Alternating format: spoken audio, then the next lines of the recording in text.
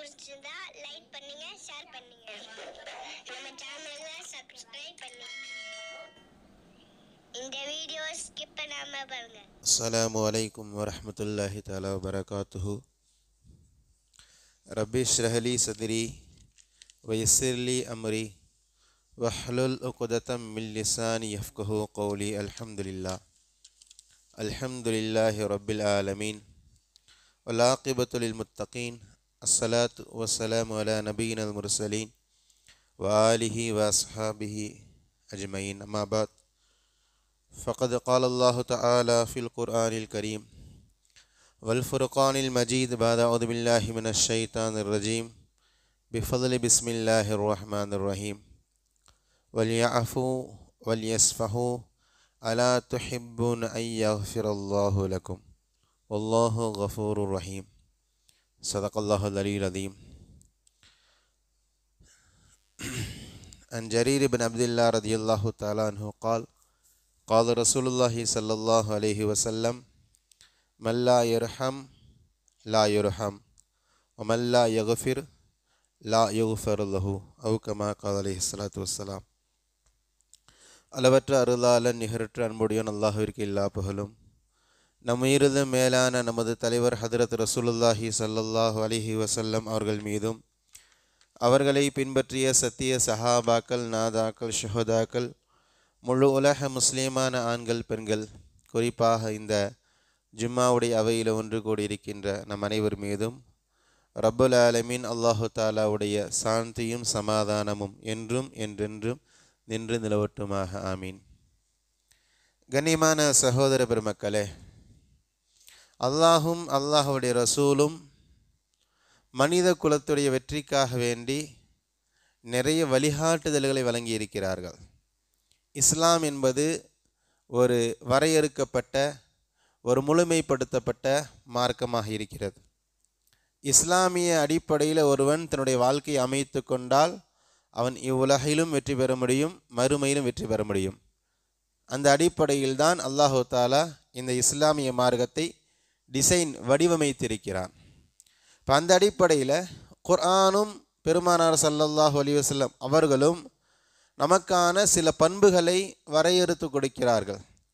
இந்த பண்புகளை எல்லாம் பற்றி பிடித்து கொள்ளுங்க. நீங்கள் இந்த உலகத்திலும் ஜெயிக்க முடியும், வெற்றி பெற முடியும், மறுமையிலும் உயர்ந்த அந்தஸ்துகளை பெற முடியும். அதே போல சில பண்புகளை விட்டும் பெருமானார் நம்மை எச்சரித்திருக்கிறார்கள். அந்த பண்புகளை நீங்கள் அறவே தொட்டு விடாதீர்கள். அந்த பண்புகளை கையில் எடுத்தால் உலகத்திலும் நீங்கள் மிகப்பெரிய நஷ்டத்தை அடைவீர்கள், மறுமையில் நீங்கள் எதிர்பார்க்க முடியாத மிகப்பெரிய நஷ்டத்தை அடைவீர்கள் என்பதாக அல்லாஹும் தன்னுடைய பங்குக்கு எச்சரிக்கிறான். பெருமானார் ஸல்லல்லாஹு அலைஹி வஸல்லம் அவர்களும் தன்னுடைய பங்குக்கு எச்சரிக்கிறார்கள். நமக்கு முன்னால் தெளிவாக இருக்கிறது எந்தெந்த பண்புகளை நம்ம பற்றி பிடித்து கொள்ளணும், எந்தெந்த பண்புகளை விட்டும் நம்ம தூரமாக இருக்கணும் என்பதா. இப்போ அந்த வகையில் இன்றைய காலகட்டத்தில் மிகவும் அரிதாகி போகிவிட்ட ஒரு பண்பு, அந்த பண்புகளை எடுத்துக்கொள்வதே அது ஒரு விதமான சமுதாயத்தில் தனி மனிதனில் ஆரம்பித்து ஒரு சமுதாயம் முழுக்க அது ஒரு ரொம்பவும் குறையான அல்லது ரொம்ப பலகீனமான பண்புகளாக பார்க்கப்படுகிறது. அந்த அடிப்படையில் அன்பான சகோதர பெருமக்களே, மனித சமூகத்திற்கு அல்லாஹும் அல்லாஹுடைய ரசூலும் அதிகம் வலியுறுத்திய ஒரு பண்பு இஃப் என்று சொல்வார்கள், மன்னித்தல். அடுத்தவர்களுடைய குறைகளை மன்னிப்பது என்பது, மன்னிக்கிற பண்பு என்பது இஸ்லாமிய பார்வையில் மிகவும் உயர்ந்தது. அதை அல்லாஹ் அதிகம் வலியுறுத்தி பேசுகிறான். ஆனால் இன்றைக்கி சமுதாயத்தோட பிரச்சனை என்னன்னு சொன்னால், ஒருத்தர் மன்னிக்கவே மாட்டேன் என்பது பெருமையாக பார்க்கப்படுகிறது. நான் ரொம்ப ஸ்ட்ரெயிட் ஃபார்வேர்டு, நான் அவ்வளோ சீக்கிரம் யாரையும் மன்னிக்க மாட்டேன், நான் அவ்வளோ சீக்கிரம் யாரையும் வச்சு பார்க்க மாட்டேன், என்னிடத்துல எக்ஸ்கியூஸே கிடையாது, என்னிடத்துல பனிஷ்மெண்ட் தான், இந்த மாதிரி பேசுகிறாங்க இல்லையா, இதை ஒரு பெருமையாக பார்க்குது சமுதாயம். அவர் ரொம்ப பர்ஃபெக்ட்டுங்க, அவர் யாரையும் அவ்வளோ சீக்கிரம் மன்னிக்க மாட்டாருங்க என்பதாக, மன்னிக்க மாட்டேன் என்பதை சமுதாயம் ஒரு பெருமைக்குரிய விஷயமாக, அல்லாஹ் பாதுகாக்கணும், பெருமைக்குரிய விஷயமாக பார்க்கிறது. அதே நேரத்தில் ஒருத்தர் ரொம்ப சீக்கிரம் மன்னிச்சிடறாருன்னு வைங்களேன், கணவராக இருக்கிறாரு, மனைவியை மன்னிக்கிறாரு, வேலையாட்களை மன்னிக்கிறாரு, கூட்டாளிகளில் சில தவறுகள் நடந்தால் சரி பரவாயில்லப்பா அப்படின்னு அனுசரித்து போகிறார் இல்லையா, இவரை சமுதாயம் ஒரு ஏமாளியாக பார்க்குது. அவருக்கு ஒன்றும் அவருக்கு உலகம் தெரியாதுங்க, அவர் அவ்வளோ சீக்கிரம் ஏமாத்திடலாங்க. அவர் என்ன ஏமாற்றப்படுறாரு? அவர் என்ன ஏமாற்றப்படுகிறாரு? தவறுகள் செஞ்சால் பரவாயில்லைன்னு பெரிய மனதோடு அதை மன்னிச்சு பழகுறாரு. மன்னிச்சு பழகுபவனை இந்த சமுதாயம் ஒரு ஏமாளியாக மன்னிக்கவே மாட்டேன், என்னுடைய கோர்ட்டில் எக்ஸ்கியூஸே கிடையாது, என்னுடைய கோர்ட்டில் எதுவாக இருந்தாலும் பனிஷ்மெண்ட் தான் என்பதாக கட் அண்ட் ரைட்டாக பேசுகிறாங்க இல்லையா, இவனை சமுதாயம் பெரிய ஆளாக பார்க்குது. குடும்பத்தில் 4 பேர் இருப்பாங்க, மஹல்லாவில் ஒரு 10 பேர் இருப்பாங்க. அவர் வர்றதே, அவருடைய பேசுகிறதே கொஞ்சம் ரொம்ப ஒரு பெருமைக்குரிய விஷயமாக சமுதாயமும் அவர் அப்படி தான் பார்க்கும். அவரிடத்துல வேலை செய்கிறவங்க, அவரை சுற்றி இருக்கிறவங்க, அவர் கரெக்டாக இருக்கிறது பிரச்சனை இல்லை, அவர் எல்லா விஷயத்திலையும் பர்ஃபெக்டாக இருக்கிறது உண்மையில் வரவேற்கத்தக்கது. ஆனால் சுற்றி இருப்பவர்களுக்கு மத்தியில் சில தவறுகள் நடக்கும் பொழுது அதையும் பெரிய மனதோடு கடந்து போகணும். கடக்கவே மாட்டேன், தப்பு செஞ்சால் நான் கண்டிப்பாக பழி வாங்கியே தீருவேன், தண்டிச்சே தீருவேன் என்பது ஒரு உண்மையான சரியான முஸ்லீமுடைய பண்புகளாக இருக்க முடியாது. எனவே இந்த மன்னிப்பது என்றால் என்ன? அல்லாஹும் அல்லாஹ்வுடைய ரசூலும் இந்த மன்னிக்கும் பண்புகளை எந்த அளவுக்கு வலியுறுத்தி இருக்கிறார்கள், இந்த மன்னிக்கிற பண்பை நாம் நமக்குள்ளே எடுத்துக்கிட்டா நமக்கு என்ன மாதிரியான லாபங்கள் இருக்கிறது என்பது சம்பந்தமான குர்ஆன் ஹதீஸின் வழியில் ஒரு சில தகவல்கள்.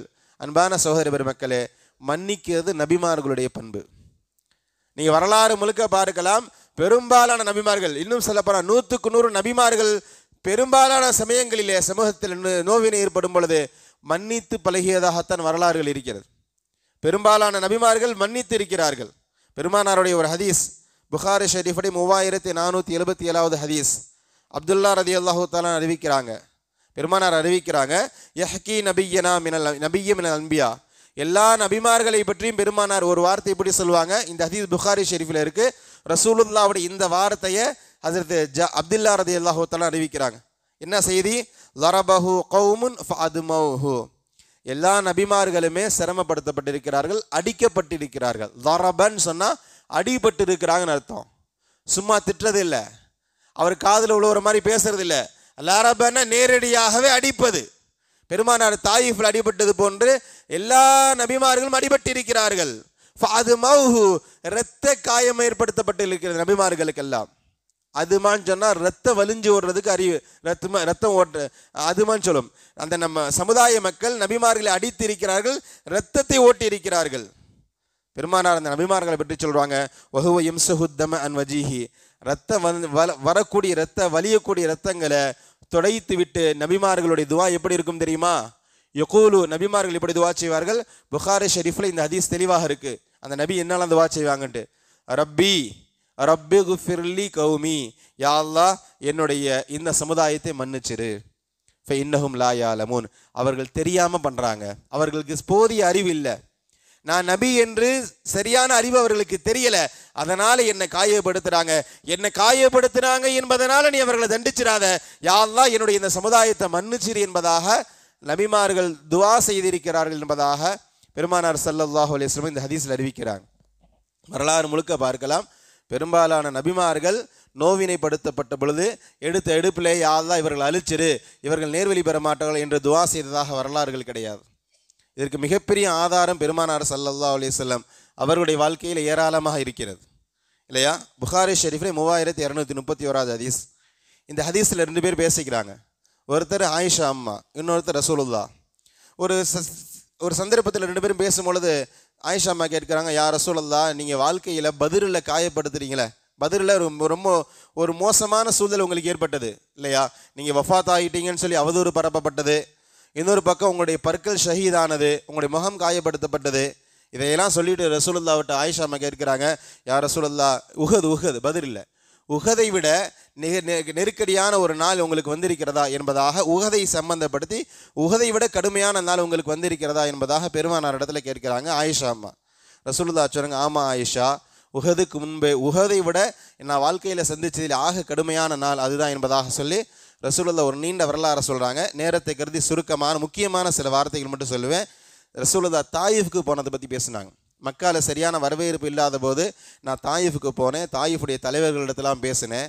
ஆனால் மக்கா பரவாயில்லையோ என்று சொல்லுகின்ற அளவுக்கு தாயிஃபுடைய தலைவர்கள் ரொம்ப கடுமையாக நடத்துகிறாங்க. அது வரைக்கும் ரசூலுல்லாஹ் மக்காவில் அடிபடலை, ரசூலுல்லாஹ் மக்காவில் அடிபடலை, ஆனால் தாயிஃபில் சிறு பிள்ளைகளை கொண்டு கற்களால் இருந்து காயப்படுத்தப்பட்டு ரசூலுல்லாஹ் வெளியேற்றப்பட்டாங்க. ரசூலுல்லாஹ் அந்த சம்பவத்தை பூரா சொல்கிறாங்க. நான் தாயிஃபுக்கு போனேன், நான் ரொம்ப எதிர்பார்த்து அங்கே போனேன், ஆனால் நான் நினச்ச எதிர்பார்ப்பு கிடைக்கலன்றதை விட நான் எதிர்பாராத அளவுக்கு பின்விளைவுகள் அங்கே ரொம்ப மோசமாக இருந்துச்சு என்பதாக சொல்லி ரசூலுல்லாஹ் அந்த வரலாறை சொல்கிறாங்க. ரொம்ப காயப்படுத்தப்பட்டு ரத்தத்தை தொடச்சிட்டு வந்து உட்கார்ந்தேன், ஜிப்ரையில் வந்துட்டார். ரசூலுல்லாஹ் அந்த சம்பவத்தை மையப்படுத்தி நான் வாழ்க்கையிலேயே கடுமையான கஷ்டத்தை சந்தித்தது அந்த நாள் தான் என்பதாக ரசூலுல்லாவுடைய ஸ்டேட்மெண்ட். இப்போ அந்த நாளில் ரசூலுல்லாவுடைய அப்ரோச்மெண்ட் பாருங்கள். ரசூலுல்லாவே ஸ்டேட்மெண்ட் கொடுக்குறாங்க, நான் வாழ்க்கையிலேயே ரொம்ப காயப்படுத்தப்பட்டது, ரொம்ப வலி மிகுந்த நாள் எனக்கு அந்த தாயிஃபுடைய நாள். அந்த தாயிஃபுடைய நாளில் ஜிப்ரையில் வந்துட்டார். ஜிப்ரையிலோட மலக்குகளுக்கெல்லாம் அதாவது மலைகளுக்கெல்லாம் மலக்கு வந்திருந்தார். ஜிப்ரையில் அறிமுகப்படுத்தினார், யா ரசூலுல்லாஹ், அல்லாஹ் உங்கள் மீது சலாம் சொன்னான், உங்களுடைய சிரமத்தை அல்லாஹ் பார்த்தான், இந்த மலக்கு அனுப்பியிருக்கிறான். மஹாதிஹி மலக்குல் ஜிபால், மலைகளுக்கான மலக்கு இவர், நீ அனுமதி கொடுங்க, இந்த நகரத்துக்கு சுற்றி 2 பக்கம் மலை, தாயிஃபுடைய அமைப்பு அப்படி தான், அந்த பூமி நிலப்பரப்பு, நீ அனுமதி கொடுங்க, இந்த 2 மலையும் ஒன்று சேர்த்து இங்கே இருக்க மக்களை நசுக்கியே நான் சாவடிச்சிட்றேன், இவர்களுக்கு அப்படிப்பட்ட அழிவை கொடுக்குறேன் என்பதாக மலக்கு கேட்ட பொழுது ஹஸ்ரத் ரசூலுல்லாஹி ஸல்லல்லாஹு அலைஹி வஸல்லம் சொன்ன வார்த்தை வரலாற்றில் ரொம்ப முக்கியமானது. ரசூலுல்லாஹ் சொன்னாங்க, அவங்க ஏதோ தெரியாமல் பண்ணிட்டாங்க, அவங்களுக்கு விவரம் இல்லை, நான் நபி என்று அவர்கள் உறுதியாக தெரிஞ்சால் அவர்கள் ஈமான் கொள்வார்கள், அவர்களுக்கு தெரியலை, அதான் சொல்லுவேன், ஏதோ தில்ல பிள்ளை தெரியாமல் பண்ணிடுச்சுன்னு, இன்னஹும் லா யாலமுன்னு அதான் அர்த்தம், அவங்க ஏதோ தெரியாமல் பண்ணிட்டாங்க. அர்ஜு ஐ யுஹ்ரிஜல்லாஹு மின் அஸ்லாபிஹிம் மையபுதுல்லாஹு இல்லா வலா யுஷ்ரிக் பிஹி ஷையா, நான் அல்லாஹு தஆலாவிடத்தில் ஆதரவு வைக்கிறேன், இவர்கள் ஈமான் கொள்ளாவிட்டாலும் பரவாயில்ல, இவருடைய முதுகந்தண்டிலிருந்து மக்கள் வருவார்கள் இல்லையா, இவருடைய சந்ததிகள், அவர்கள் ஈமான் கொள்வார்கள், அல்லாஹுவை இணை கற்பிக்காத அல்லாஹுவை மட்டுமே ஈமான் கொள்ளக்கூடிய நபர்கள் வருவார்கள் என்று ஆதரவு வைக்கிறேன், அதனால் இவர்களை மன்னிச்சிடலாம் என்பதாக பெருமானார் ஸல்லல்லாஹு அலைஹி வஸல்லம் அவர்கள் அந்த மலையிட ஜிப்ரீல் அலைஹிஸ்ஸலாம் அவலியத்திலும் அந்த மலைகளுக்கான மலக்கிடத்திலும் பெருமானார் பேசியதாக இந்த ஹதீஸ் நிறைவடைகிறது. இந்த ஹதீஸில் பெருமானார் ஸல்லல்லாஹு அலைஹி வஸல்லம் அவருடைய மன்னிக்கிற பண்புகளை பார்க்கலாம். நீ இது மாதிரி ஏராளமான செய்திகளை சொல்லலாம். ஒரு விஷயத்தை விளங்கி கொள்ளுங்க, மன்னிக்கின்ற பண்பு இது என்பது நபிமார்களுடைய பண்பு இல்லையா. நான் மன்னிக்கவே மாட்டேன் என்பது இப்லீஸுடைய பண்பு. நீங்கள் வரலாறு முழுக்க பாருங்கள், அல்லாஹுடைய எதிரிகள் என்று குர்ஆனில் பல பேர் அல்லாஹ் சொல்கிறான் இல்லையா. ஃபிரௌனை சொல்கிறான், காமானை சொல்கிறான், காரூனை சொல்கிறான், அபூஜஹலை சொல்கிறான். இவர்களெல்லாம் மன்னித்ததாக வரலாறுகள் கிடையாது. நம்மெல்லாம் நபிமார்களுடைய வாரிசுகள், தவறுகள் நிகழதான் செய்யும் இல்லை. நம்ம எல்லா விஷயத்திலும் பர்ஃபெக்டாக இல்லையே. நாம் எல்லா விஷயத்திலும் பர்ஃபெக்டாக இருந்தால் நம்மளை சுற்றி இருப்பவர்கள் பர்ஃபெக்டாக இருக்குன்னு நம்ம எதிர்பார்க்கலாம். நம்முடைய மனிதர்கள் தானே, நம்முடைய பிள்ளைகள், இல்லாட்டி நம்மை ஆட்சி செய்யக்கூடிய ஆட்சியாளர்கள், நமக்கு கீழே செய்யக்கூடிய வேலைக்காரர்கள், நம்முடைய நண்பர்கள், நம்முடைய தொழில் ரீதியான கூட்டாளிகள் எல்லாமே மனிதர்கள் தான். குல்லு பனி ஆதம ஹத்தாவுன், ரசூலுல்லாஹ்வுடைய ஸ்டேட்மெண்ட். அல்லாஹ்வுடைய அடியார்கள் எல்லோருமே, ஆதமுடைய மக்கள் எல்லோருமே தவறு செய்யக்கூடியவர்கள் தான். தவறே செய்யக்கூடாதுன்னு சொன்னால் நம்ம மனிதர்களோட வாழ முடியாது. என் மனைவி பர்ஃபெக்டாக இருக்கணும்னு சொன்னால் நான் மனுஷனை விட்டு ஒரு மலக்கை தான் திருமணம் முடிக்கணும். என்னிடத்துல வேலை செய்யக்கூடியவர்கள் பர்ஃபெக்டாக இருக்கணும்னு சொன்னால் என்னுடைய வேலையாளிகள் எல்லாத்தையும் தூக்கிட்டு மலக்குமார்களை இறக்கணும். அவர்களிடத்தில் தவறுகள் நிகழாது. அப்போ ஒரு விஷயத்தை விளங்கி கொள்ளுங்க, தவறு என்பது மனிதனுடைய இயல்பு. நாம் எல்லா விஷயத்திலும் பல நேரங்கள் நம்ம தவறு செய்கிறோம் இல்லையா. அது மாதிரி தான் நம்மை சுற்றி இருப்பவர்களும் தவறு நிகழதான் செய்யும். இது மனிதனுடைய டிசைனே அப்படித்தான். ஆனால் அந்த தவறை மன்னிக்கின்ற பண்புகளை நாம் நமக்குள்ளே வளர்த்து கொள்ள வேண்டும். தவறுகள் நிகழும், அந்த தவறுகள் அக்செப்ட் பண்ணணும், அதை தொடராமல் பார்த்து கொள்ளணும். அதே நேரத்தில் தவறுகள் நிகழ்ந்தால் அந்த தவறுகளை மன்னிக்கின்ற பண்புகளை நமக்குள்ளே எடுத்துக்கொள்ள வேண்டும். நபிமார்களுடைய பண்பு ஒரு கட்டத்துக்கு மேலே பார்த்தான்னு சொன்னால் இது அல்லாஹுடைய பண்பு. அல்லாஹுடைய 99 திருநாமங்களில் 2 பண்புகள் அல்லாஹ் தன்னகத்தில் வைத்திருக்கிறான். ஒன்று கஃபூர், இன்னொன்று கஃபார். ரெண்டுமே கஃபார் என்ற வார்த்தை தான். கஃபூர்னாலும் மன்னிப்பவன் தான், கஃபார்னாலும் மன்னிப்பவன் தான். ஆனால் அந்த மன்னிக்கின்ற பண்பு அல்லாஹ் 2 பண்புகளை தன்னோடு வைத்துக் கொள்கிறான். ரெண்டுக்கும் சின்ன சின்ன வித்தியாசம் இருக்கிறது, ஆனால் இரண்டுமே மன்னிப்பாளன் தான். கண்ணியமான சகோதர பெருமக்களே, மன்னிக்கின்ற பண்புகளை நாம் நமக்குள்ளே வளர்த்து கொள்ளும் பொழுதுதான் நம்முடைய ஈமான் நிறைவு பெறும். நான் மேலே சொன்ன மாதிரி நாம் எல்லாம் நபிமார்களுடைய வாரிசுகள், நபிமாருடைய அந்த சத்தியத்தை ஏற்றிருக்கிறோம் என்பதற்கான ஆதாரம். அதே போல் மன்னிப்பதனால் என்ன ஒரு மிக முக்கியமான ஃபாய்தான்னு சொன்னால், அல்லாஹு தஆலா சொர்க்கத்தை வழங்குகிறான். நம்மெல்லாம் சொர்க்கத்துக்கு போகணும்னு ஆசைப்படுறோம் இல்லையா. அந்த சொர்க்கம் வேண்டும் என்றால் அல்லாஹும் அல்லாஹுடைய ரசூலும் வைக்கின்ற மிக முக்கியமான நிபந்தனை மன்னிக்கின்ற பண்பு. ஆல இம்ரான் என்ற அத்தியாயத்துடைய 133, 134 இந்த 2 வசனங்களை தமிழில் எடுத்து பாருங்கள். சும்மா தர்ஜிமா பார்த்தாலே உங்களுக்கு ரொம்ப இலகுவாக புரியும். அல்லாஹ் சொல்கிறான், வசாரிஉ இலா மக்ஃபிரத்தின் மிர் ரப்பிக்கும் வ ஜன்னத்தின் அர்துஹஸ் ஸமாவாதி வல் அர்த் உஇத்தத் லில் முத்தகீன். அல்லாஹ் நம்மளை பார்த்து சொல்கிறான், நீங்கள் அல்லாஹுடைய பாவ மன்னிப்பின் பக்கம் விரையுங்கள், சொர்க்கத்தின் பக்கம் விரையுங்கள். அந்த சொர்க்கம் நீங்கள் நினைக்கிற மாதிரி கிடையாது, அது ரொம்ப விசாலமானது. அதனுடைய அகலமே வானம் பூமிக்கு மத்தியில் உண்டான அவ்வளவு அகலமானது சொர்க்கம். உஇத்தத் லில் முத்தகீன், இறையச்சமுடையவர்களுக்காகவே அந்த சொர்க்கம் தயாரிக்கப்பட்டுள்ளது. இது 133வது வசனம். அடுத்த வசனத்தில் அல்லாஹ் தஆலா யார் அந்த இறையச்சமுடையவர்கள் என்று ஒரு டெஃபினேஷன் கொடுக்குறான். 133வது வசனத்தில் இறையச்சமுடையவர்களுக்கு சுவனம்னு சொல்லிட்டு அடுத்த 34வது வசனத்தை அல்லாஹ் பேசுகிறான், அல்லதீன யுன்ஃபிகூன ஃபிஸ்ஸர்ரா, அவர்கள் ஏழ்மையிலும் அல்லாஹுடைய பாதையில் செலவு செய்வார்கள், வசதியின் போதும் அல்லாஹுடைய பாதையில் செலவு செய்வார்கள். நல்ல லாபம் வந்தால் தான் கொடுப்பேன் என்பதல்ல, எனக்கு நஷ்டம் வந்தாலும் கொடுப்பேன். கல்லாப்பெட்டிக்கு ₹1,00,000 வந்தாலும் நான் அல்லாஹ்வுடைய பாதையில் கொடுப்பேன், ₹100 வந்தாலும் அல்லாஹ்வுடைய பாதையில் கொடுப்பேன். நெருக்கடியின் போதும் அல்லாஹ்வுடைய பாதையில் செலவு செய்வார்கள், வசதியின் போதும் அல்லாஹ்வுடைய பாதையில் செலவு செய்வார்கள். முதல் பண்பு. இரண்டாவது, காலிமீனல் கைல், கோபத்தை மின்று முழுங்குவார்கள். கோபத்தை அடக்கிறவன் தான் சரியான ஆம்பலை. ரசூலுல்லாஹ் இன்னொரு ஹதீஸ்ல அது கொஞ்சம் விரிவாக பேசுகிறாங்க. ஆனால் இது தலைப்போடு சம்மந்தப்படலன்றதுனால அதோட இந்த லெவலில் கடந்து போகிறேன். கோபத்தை மின்று முழுங்குவார்கள். மூன்றாவது, வல் ஆஃபீன் அனின்னாஸ், மக்களை மன்னித்து பழகுவார்கள், மக்களை மன்னிப்பார்கள். இந்த பண்புகள் யாரிடத்தில் இருக்கிறதோ இவர்களுக்கு தான் சுவனம் தயாரிக்கப்பட்டுள்ளது என்பதாக அல்லாஹு தஆலா சொல்கிறான். இப்போ நம்ம உறுதி வைக்க வேண்டும், அந்த சுவனத்திற்கு தகுதியானவர்களால் நாம் ஆகணும்னு சொன்னால் நாம் மன்னிக்கின்ற பண்புகளை நமக்குள்ளே வளர்த்து கொள்ளணும். கஷ்டமாகத்தான் இருக்கும், சிரமமாகத்தான் இருக்கும். நம்ம ரொம்ப நம்பணுமே இல்லையா, எனக்கு துரோகம் பண்ணிட்டானே இல்லையா, இவரை நம்பிதானே நான் நம்பிதானே இருந்தேன், ஆனால் எனக்கு துரோகம் பண்ணிட்டானே என்பதாக சில நேரங்களில் சில சங்கடங்கள் வரதான் செய்யும். ஆனால் மன்னித்து பழக வேண்டும். குறிப்பாக நமக்கு கீழே உள்ளவர்களை, நம்ம ஒரு முதலாளியாக இருக்கிறோம், நமக்கு வேலைக்கு இருக்கக்கூடியவர்கள், நம்ம ஒரு கணவனாக இருக்கிறோம், நம்முடைய மனைவிமார்கள், நம்முடைய சகோதரர்கள், நம்முடைய பிள்ளைகளை மன்னித்து பழகணும். இப்னு உமர் ரலியல்லாஹு தஆலா ரசூலுல்லாஹ்ட்ட கேட்குறாங்க, யா ரசூலுல்லாஹ், எவ்வளவு நன்றியாக இருந்தும் ஆனால் எங்களுடைய வேலைக்காரர்கள் எங்களிடத்துல நன்றி கட்டத்தனமாக இருக்கிறாங்களே, நாங்கள் என்ன செய்யட்டும்? ரசூலுல்லாஹ் ஒரே வார்த்தைன்னு சொன்னாங்க, மன்னிச்சு பழகுங்கன்னு சொன்னாங்க. மன்னிச்சுருங்க, அவ்வளோப்பா, மனிதர்கள் தானே, மன்னிச்சு பழகுங்க. அந்த இப்னு உமர் திரும்ப கேட்குறாங்க, யா ரசூலுல்லாஹ், எவ்வளவு தடவை மன்னிக்கிறது? மன்னிக்கிறதுக்கு ஒரு அளவு இல்லையா? ஒரு நாளைக்கு எத்தனை முறை மன்னிக்கிறது? ரசூலுல்லாஹ் அமைதியாக இருந்தாங்க. அவர் 2வது முறை கேட்டார், ரசூலுல்லாஹ் அமைதியாக இருந்தாங்க. 3வது முறை கேட்டார், ரசூலுல்லாஹ் 3வது முறை சொன்னாங்க, ஒரு நாளைக்கு 70 முறை மன்னிப்பான்னாங்க.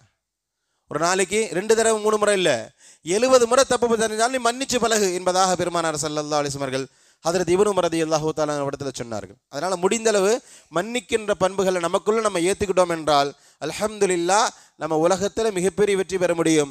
மறுமையில் அல்லாஹ் நமக்காக வேண்டிய தயார் செய்து வைத்திருக்கின்ற பிரம்மாண்டமான சுவனத்தை அடைய முடியும் இல்லையா. தர்கீப் என்ற கிதாபுடைய 1469வது செய்தி. இந்த ஹதீஸை அறிவிப்பவர் ஹஜ்ரத் அனஸ் இப்னு மாலிக். இது ஒரு நீளமான சம்பவம். சுருக்கமாக இன்ஷா அல்லாஹ் உங்களுடைய அவசியமான சில முக்கியமான செய்திகளை மட்டும் சுருக்கமாக சொல்கிறேன். இந்த ஹதீஸை அனஸ் இப்னு மாலிக் ரலியல்லாஹு தஆலா அறிவிக்கிறாங்க. பைனனா ரசூலுல்லாஹி ஸல்லல்லாஹு அலைஹி வஸல்லம் ஜாலிசுன், ஒரு முறை சபையில் ரசூலுல்லாஹ் உட்கார்ந்துருந்தாங்க. ஃபல்லஹிக, ரசூலுல்லாஹ் சிரிச்சாங்க. ஹத்தா பதத் சனாயா, ரசூலுல்லாஹ்வுடைய கடவாய் பல் தெரிகிற அளவுக்கு சிரிச்சாங்க. சும்மா சிரிக்கல. ரசூலுல்லாஹ் பொதுவாக புன்னகைப்பார்கள், தபசும்னு சொல்லுவோம், பல்லு தெரியாமல் சிரிக்கிறது. இது ரசூலுல்லாஹ்வுடைய வளமையான சிரிப்பு. ஆனால் அந்த சமயத்தில் ரசூலுல்லாஹ் சிரித்தார்கள். ஏதோ ஒரு காமெடியை பார்த்த மாதிரி, ஒரு நகைச்சுவையை பார்த்த மாதிரி ரசூலுல்லாஹ் தன்னையே மறந்து சிரித்தார்கள். தன் வாயை திறந்து சிரித்தாங்க. நாங்கள் ரசூலுல்லாஹ்வுடைய கடவாய் பல்லை பார்த்தோம். அந்தளவுக்கு ரசூலுல்லாஹ் வாயை திறந்து சிரித்தாங்க, வாய் விட்டு சிரிக்கிற மாதிரி. அப்போது சபையில் இருந்த ஹஸரத் உமர் ரலியல்லாஹு தஆலான்னு கேட்டாங்க, யா ரசூலுல்லாஹ், மா அல்ஹக, உங்களை சிரிக்க வைத்தது எது? நீ எதனால் சிரிச்சிங்க சொன்னீங்கன்னா நாங்களும் சேர்ந்து சிரிப்போம்ல என்ற அர்த்தத்தில் அது உமர் ரலியல்லாஹு தஆலான்னு கேட்ட பொழுது ரசூலுல்லாஹ் ஒரு நிகழ்ச்சியை விவரிக்கிறாங்க. அதாவது ரசூலுல்லாஹ் சிரிக்கிறாங்க. உமர் ரலியல்லாஹு தஆலா ஏன் சிரிச்சிங்கன்னு கேட்டபோது ரசூலுல்லாஹ் சிரித்ததற்கான ஒரு காரணம் சொல்கிறாங்க. நாளை மறுமையில் ரஜுலானி ஜசையா பைன எதை ரப்பில் இஸ்ஸா, அல்லாஹு தஆலா இடத்துல 2 மனிதர்கள், 2 அடியார்கள் அல்லாஹு தஆலா இடத்துல வருவாங்க. ஜசையான்னு சொன்னால் முழந்தாடிடுறது, மண்டிட்டு உட்காருவாங்க. அதில் ஒருத்தர் அநீதி செய்தவர், ஒருத்தர் பாதிக்கப்பட்டவர். நல்லா வலிக்கோங்க, இதான் ரொம்ப முக்கியமானது. ஒருத்தர் அநீதி செய்தவர், அநியாயம் செஞ்சவர், இன்னொருத்தர் பாதிக்கப்பட்டவர். அல்லாஹு தஆலா பாதிக்கப்பட்டவர்கிட்ட கேட்பா, நீ என்னப்பா சொல்ற இவர் சம்பந்தமாட்டு? அதெல்லாம் இல்லையா அல்லாஹ், இவனுக்கு ரொம்ப பெரிய துரோகம் பண்ணியிருக்கார், இவரை மன்னிக்கவே கூடாது. அதனால அவர்கிட்ட இருக்க நன்மை எடுத்து என்கிட்ட போடு, நன்மை இல்லாத பட்சத்தில் என்னிடத்தில் இருக்கக்கூடிய பாவத்தை பூரா அவரிடத்துல போடு. அது நாளைக்கு மறுமையில் அதுதான் நியதி. நம்ம யாருக்காவது அநியாயம் செஞ்சிட்டோம்னு சொன்னால் அவருடைய நன்மைகள் நமக்கு வரும், நம்முடைய நன்மைகள் அவருக்கு போயிடும். அல்லது நம்மிடத்தில் நன்மைகள் இல்லாத போது அவருடைய பாவங்கள் நமக்கு வந்துடும். அதனால் அநியாயத்தில் ரொம்ப கவனமாக இருக்கும். இப்போ இந்த அடியார் சொல்வார், யா அல்லாஹ் நான் அவரை மன்னிக்கவே மாட்டேன், என்னுடைய பாவத்தை பூரா நீ அவரிடத்துல போடு, அவருக்கு மன்னிப்பே கிடையாது. இப்போ அல்லாஹ் சொல்லுவான், இருஃபா பசரக்க ஃபந்துர், கொஞ்சம் தலையை உயர்த்தி பார்ப்பான்னு சொல்லுவான். இவருக்கு தலை உயர்த்தி பார்ப்பார், மேலே அல்லாஹ் தஆலா அவருக்காண்டி சோனத்தை காட்டுவான், பிரம்மாண்டமான சோனம். சாதாரணமாக இந்த நான் தான் சொன்னேன் இல்லையா, நீளமான செய்தி அவசியத்தை கருதி நான் ஸ்கிப் பண்ணிட்டே வருவேன். அது பிரம்மாண்டமான இந்த சொர்க்கத்தை பார்த்து அப்படியே கொஞ்ச நேரம் அசந்து போயிடுவார். சொர்க்கத்தை பார்த்து அவர் கொஞ்ச நேரம் அசந்து போயிடுவார். அசந்து போன பிறகு அல்லாஹ் கேட்பான், அப்பா என்னப்பா சொல்கிறேன்ட்டு. அதையெல்லாம் முடியாதுதான், இது என்ன பிரம்மாண்டமாக இருக்குது, உள்ள பயங்கரமான ஒரு மாளிகை இருக்குது, குசூருன்னு சொல்கிறான், முத்துக்களாலான தங்கத்தாலான ஒரு மாளிகை இவருக்கு காட்டப்படும். அந்த மாளிகையை பார்த்து இந்த மனிதர் கேட்பார், யா அல்லாஹ் லி ஐயி நபியின் ஹாதா, இந்த மாளிகை நீ யாருக்கு கொடுக்க போகிற, எந்த நபிக்கு கொடுக்க போகிற? இங்கே வேறு பேச்சுவார்த்தை போயிட்டுருக்கு. ஆனால் அதை மறந்துட்டு இவர் அந்த மாளிகையை பார்த்து மாளிகையை பற்றி பேச்சுவார்த்தை போயிட்டுருக்கு. இந்த மாளிகை நீ யாருக்கு கொடுக்க போகிற? லி ஐயி சித்திக்கின் ஹாதா, எந்த சித்திக்கிற்கு இந்த மாளிகை கொடுக்க போகிறாய்? சித்திக்குன்னு சொன்ன நபிமார்களுக்கு ரொம்ப நெருக்கமாக இருந்தவர்கள், உண்மையாளர்கள். இல்லை ஐயி ஷஹீதின் ஹாதா, எந்த ஷஹீதுக்கு இந்த மாளிகை கொடுக்க போகிற என்ற அர்த்தத்தில் இவர் கேள்வி கேட்பார். அதாவது இவங்கெல்லாம் ஒரு சொர்க்கத்தில் உயர்ந்த அந்தஸ்தில் இருப்பவர்கள், நபிமார்களாக இருக்கட்டும், ஷஹீதுகளாக இருக்கட்டும், நபிமார்களோடு இருந்த சித்திகின்களாக இருக்கட்டும். இப்போ அவர் என்ன யோசிக்கிறான்னு சொன்னால், இந்த மாளிகை நம்மள மாதிரி ஆளுகளுக்கு கிடைக்காது, இது பிரம்மாண்டமான நபர்களுக்கு தான் இந்த மாளிகை கிடைக்கும். யா அல்லாஹ் இந்த மாளிகை நீ யாருக்கு கொடுக்க போகிறேன்னு கேட்ட பொழுது அல்லாஹ் சாதாரணமாக பதில் சொல்லுவான், ஒமை எம்லிக்கு ஹாதா லிமன் ஆத்தமன, அது ஒன்றும் இல்லைப்பா, அதுக்கு நான் ஒரு ரேட் ஃபிக்ஸ் பண்ணியிருக்கேன், நான் அந்த மாளிகைக்கு ஒரு விலையை முடிவு பண்ணியிருக்கேன், அந்த விலையை யார் கொடுக்குறாங்களோ நான் உங்களுக்கு மாளிகை கொடுத்துட போகிறேன். தெய்வாசனைலாம் கிடையாது, அந்த மாளிகைக்குன்னு ஒரு விலை என் இடத்துல இருக்குது, அந்த விலையை யார் கொடுப்பார்களோ அவருக்கு அந்த மாளிகை கொடுக்க போகிறேன். சமன் சொன்னால் ரேட்டுன்னு அர்த்தம், நேரடி அர்த்தம் ரேட். யோசிக்க பாரு, நான் அங்கே என்ன ரேட்டு கொடுக்க முடியும்? வசதி வாய்ப்பில் ஏதாவது அங்கே இருக்குமா? கஃபனில் பாக்கெட் இல்லை, எதையுமே கொண்டு போக முடியாது இல்லையா? 25 வருஷமாக எங்கள் அத்தா இந்த மோதிரம் போட்டு இருந்தார், விட்டுடுவோமா? கலட்ட முடியலாட்டையும் கட் பண்ணியாவது எடுத்துடுவோம். இது இயல்பு, ஷரியத்தும் அதான் சொல்லுது, எதையுமே கொண்டு போக முடியாது. அப்போ நாளைக்கு மௌத்தாகும்போது நம்ம எதையுமே கொண்டு போக முடியாது. இதுதான் நிதர்சனமான உண்மை கூட. அதிகபட்ச நன்மைகள் வேண்டுமானால் அங்கே வேலை செய்யும், நன்மைகளுக்கு தான் அங்கே மரியாதை. அப்போ அந்த மனிதருக்கு இருப்பார், யா அல்லாஹ் வமை எம்லிக்கு தாலிக்க, ரேட் ஏதோ சொன்னிய, அதை யார் வாங்க முடியும், கொஞ்சம் சொல்லு என்று கேட்ட பொழுது அல்லாஹ் சொல்வான், அந்த தம்லிக்கு, ஒன்றும் இல்லைப்பா, நினச்சா நீ கூட அந்த மாளிகை நீ கூட வாங்க முடியும், அந்த மாளிகை நீ வாங்கணும் முடிவு பண்ணிட்டியா, சொல்லு, நீ கூட அந்த மாளிகை வாங்க முடியும். அந்த அடியார் கேட்பார், பிமாதா, யா அல்லாஹ் என்ன ரேட்டு, நான் ஃபிக்ஸ் பண்ணிட்டேன். சில நேரங்களில் நம்ம ஃபிக்ஸ் பண்ணுவோம் இல்லையா, இல்லை பீம நகரில் ஒரு வீடு வாங்கணும் ஃபிக்ஸ் பண்ணிட்டா ஏதாவது ஓடியாவது ஒரு 400 ஸ்கொயர் ஃபீட்டில் வீடு வாங்கணும் ஆசை முடிவு பண்ணிடுவோம். இது மாதிரி ஒவ்வொருத்தருக்கும் ஒரு ஐடியா இருக்கும், ஒரு ஆசை இருக்கும். ஒரு விஷயத்தை முடிவு பண்ணிட்டா அதை அடையிற வரைக்கும் ஓயாது. அவர் சொல்லிட்டார், யாரெல்லாம் நான் முடிவு பண்ணிட்டேன், அந்த மாளிகை எனக்கு வேணும், நீ என்ன ரேட்டு சொல்லு, நான் இப்போ சொல்கிறேன், இந்த மாளிகைக்கு நீ எந்த ரேட்டை சொன்னாலும் நான் கொடுக்க தயார், அது என்ன ரேட்டுன்னு மட்டும் சொல்லும் பொழுது அல்லாஹுடைய பதில் என்ன தெரியுமா? அல்லாஹுடைய பதில் என்ன தெரியுமா? ஒபி அஃபுவிக்க அஹீக், ஒன்றும் கிடையாதுப்பா, நீ கொஞ்சம் நேரத்துக்கு நீ மன்னிக்கவே மாட்டேன்னு சொல்லி உன்னுடைய சகோதரரை மன்னிக்கவே மாட்டேன்னு சொல்லல, ஒபி அஃபுவிக்க அஹீக, உன்னுடைய சகோதரரை மன்னி, அதுதான் இந்த மாளிகை நீ அடைவதற்கான ரேட். அல்லாஹ் பதில் புரியுதா? அல்லாஹ் இவரை மன்னிக்கிறதுக்கு அல்லாஹ் என்னவெல்லாம் கொண்டு வரா பாருங்க. இவரை இந்த மனிதரை இன்னொருத்தர் மன்னிக்கணும், அந்த மன்னிக்கிறதுக்கு எல்லாம் எப்படிலாம் கொண்டு வரா பாருங்க. ஒரு மாளிகையை காட்டி, மாளிகையை பிரம்மாண்டமாக காட்டி, அந்த மாளிகையை பற்றி ஆர்வத்தை ஆசையை ஒரு உள்ளத்தில் ஏற்படுத்தி அந்த மாளிகையை வாங்கணும்னு இவர் முடிவு பண்ண பிறகு அந்த ரேட் அல்லாஹ் என்ன சொல்றா, ஒபி அஃபுவிக அஹீக, உன்னுடைய சகோதரனை நீ மன்னி, அதுதான் இந்த மாளிகைக்கான ரேட் என்பதாக அல்லாஹ் தஆலா சொல்லும் பொழுது அவர் சொல்வார், கது கஃபர்து கது கஃபர்து கது கஃபர்து, ஹதீஸ்ல வருது, யா அல்லாஹ் நான் அவரை மன்னிச்சிட்டேன், யா அல்லாஹ் நான் அவரை மன்னிச்சிட்டேன், யா அல்லாஹ் நான் அவரை மன்னிச்சிட்டேன் என்று 3 முறை சொல்வார். நான் மன்னிக்கவே மாட்டேன் என்று சொல்லி கொண்டிருந்தவர் அந்த மாளிகையை பார்த்த பிறகு, அந்த மன்னிச்சு அந்த மாளிகை கிடைக்கும் சொன்ன பிறகு நான் மன்னிச்சிட்டேன்னு சொல்லுவார். சம்பவம் முடியலை. அல்லாஹ் தஆலா பெருமானார் தொடர்ந்து பேசுகிறாங்க, ஃபஹுத் பியதி அஹீக், உன் சகோதரனை கையை பிடி, உன்னுடைய சகோதரனை கையை பிடிச்சிட்டு அதுஹில்ஹுல் ஜன்னா, சொர்க்கத்தில் 2 பேரும் சேர்ந்து ஒன்றா போங்க என்பதாக அல்லாஹ் தஆலா சொல்வான். யாரை மன்னிக்கவே மாட்டேன் என்று சொல்லி கொண்டிருந்தாரோ அந்த மனிதருடைய கரத்தை பிடிச்சுக்கிட்டு இந்த பாதிக்கப்பட்டவர் சொர்க்கத்திற்குள் ஒன்றாக நுழைவார் என்பதாக ரசூலுல்லாஹ் இந்த ஹதீஸை முடிக்கிறாங்க. இதுதான் அல்லாஹுடைய வல்லமை. மன்னிக்கவே மாட்டேன் என்று சொன்ன வரைக்கும் அல்லாஹ் தஆலா மன்னிக்க வச்சு அவரையும் கைப்பிடிச்சு சொர்க்கத்துக்குள்ளே கொண்டு போக வைக்கிறான் பாருங்க. இந்த செய்தியை சொல்லிட்டு இதை பார்த்து தான் நான் சிரிச்சேன் என்பதாக ரசூலுல்லாஹ் முன்னாடி சிரிச்சாங்க இல்லையா, உமர் ரலியல்லாஹு தஆலா யார சொல்ல ஏன் சிரிச்சிங்கன்னு கேட்டாங்க இல்லையா, சிரிச்சதற்கான காரணத்தை பெருமானார் ஸல்லல்லாஹு அலைஹி சொன்னார்கள். கண்ணியமான சகோதர பெருமக்களே, இதிலேயும் நான் திரும்ப சொல்லக்கூடிய செய்தி என்னன்னா, சொர்க்கம் வேண்டுமென்றால், சொர்க்கத்துடைய ஆடம்பரங்கள் வேண்டுமென்றால் உலகத்தில் மன்னிச்சு பழகணும். மறுமையில் மன்னிப்பு என்பது வேற. இந்த சஹாபிக்கு நடந்த மாதிரி நிகழ்வு நமக்கு நடக்கலாம். நம்ம அங்கே மன்னிச்சு அல்லாஹால சொர்க்கத்தை பெறலாம். ஆனால் அதற்கு முன்பாகவே சொர்க்கத்தை அடைவதற்குன்னு அல்லாஹ் ஒரு தகுதி வைத்திருக்கிறான். அந்த தகுதி என்பது மன்னிப்பது.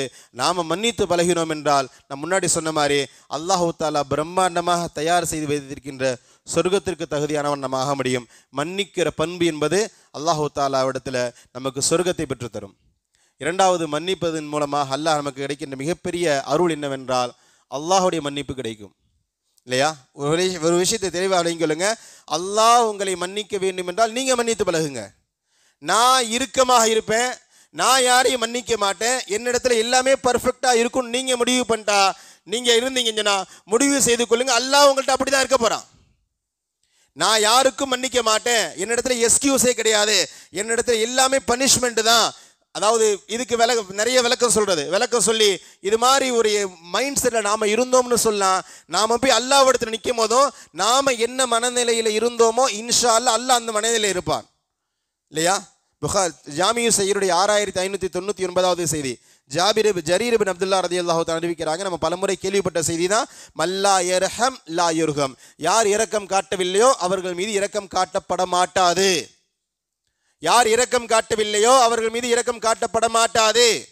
மல்லா யக்ஃபிர், யார் மன்னிக்கவில்லையோ லா யுஃபரு லஹு, அவருக்கு மன்னிப்பு என்பதும் கிடையாது.